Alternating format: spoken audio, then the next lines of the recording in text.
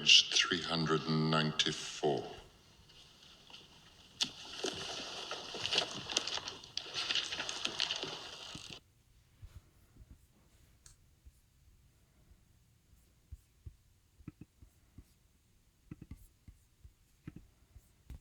Okay, you heard Professor Snape. Open up to page 394. Couldn't resist adding some Harry Potter in there. So page 394, Lesson 1, The Oregon Country. Essential question, how does geography influence the way people live? Here we have a picture of the mountain men. Mountain men carved out several trails to the west in their search for beaver furs. The story begins. William Henry Ashley was one of the most famous of the mountain men who explored the Oregon country in the early 1800s. His Rocky Mountain Fur Company led several fur trapping expeditions far into the west. He described in his diary one such expedition in 1825. The river is remarkably crooked, rapid, and dangerous. We made this day about 25 miles and encamped on the north bank, where the mountain withdraws on that side from the river to the distance of a half mile. There are some islands and small bottoms well timbered with thrifty cottonwood of the sweet kind.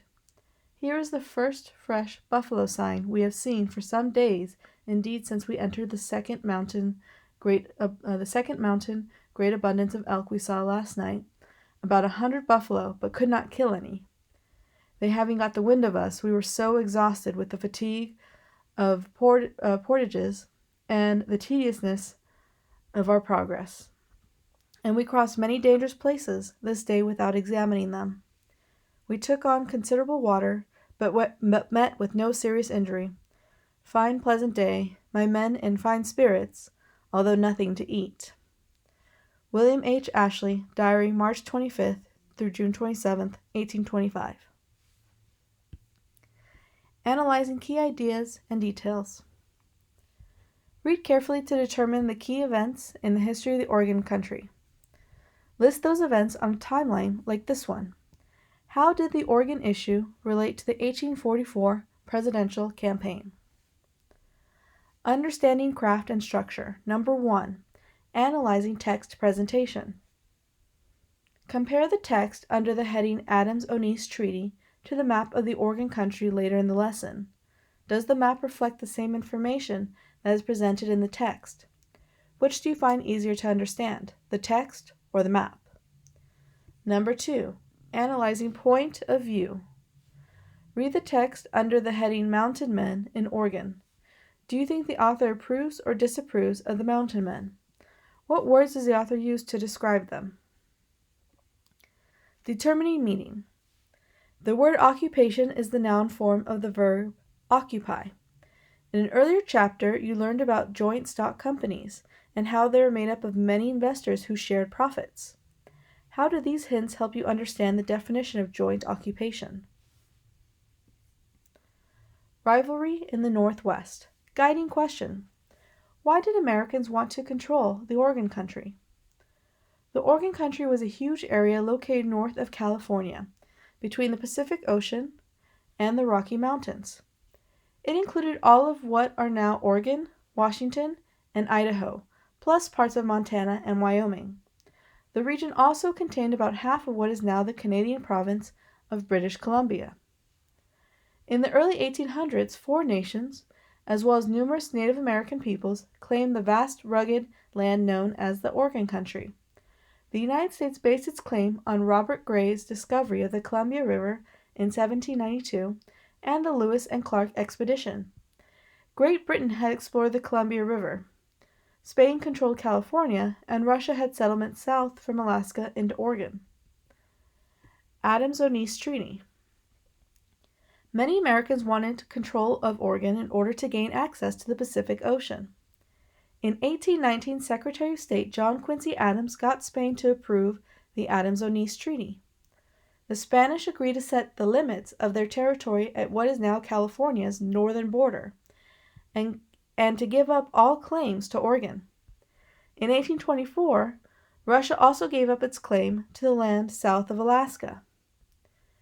Dealing with Great Britain was more complicated.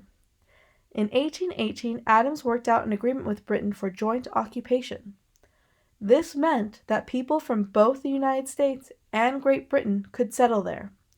When Adams became president in 1825, he proposed that the two nations divide Oregon along the 49 degrees north line of latitude. Britain refused, and the countries extended the joint occupation. Mountain men in Oregon.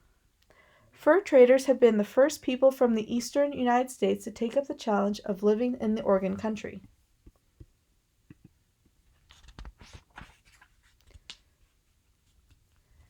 They came to trap beaver, whose skins were in great demand in Europe. The British established trading posts in the region, as did merchant John Jacob Astor of New York. In 1808, Astor organized the American Fur Company. The country's leading fur company, it traded on the East Coast, in the Pacific Northwest, and in China. At first, the fur merchants traded with the Native Americans.